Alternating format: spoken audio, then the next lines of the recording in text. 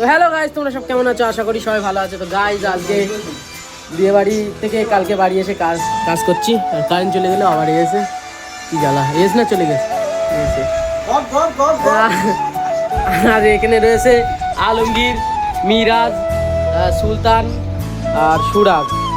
এরা এসে এমনি সুলতান ওই যে ওর টোটো কলা বিক্রি করে এই কারখানায় ঢুকে পড়েছে। গাইজ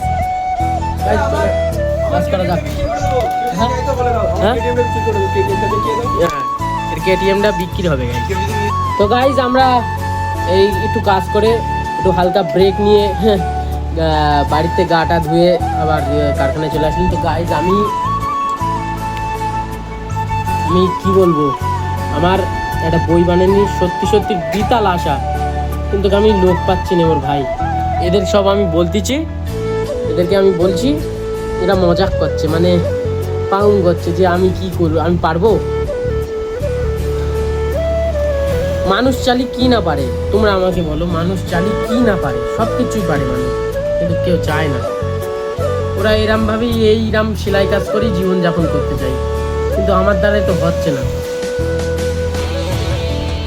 আমার বড় যারা ইউটিউবার তারা আমাকে প্লিজ সাহায্য করো, প্লিজ আমাকে সাহায্য করো। আমি একটা বই বানাতে চাই, বড় পর্দায় আমার বই চলবে।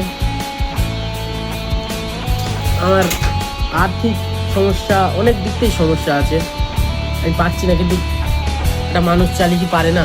সব পারে, একটা মানুষ চালি সব পারে। আরে মানুষ এখন চাঁদে যাচ্ছে, আর বইটা এটা তো একটা খুব সামান্য বিষয়, পারবে না কেউ এটা চালি? প্লিজ আমাকে সাহায্য করো, আমাকে সাহায্য করো যারা বড় বড় ইউটিউবাররা আছো। আমি এই লাইফ থেকে বেরোতে চাই, আমাকে বাঁচাও প্লিজ।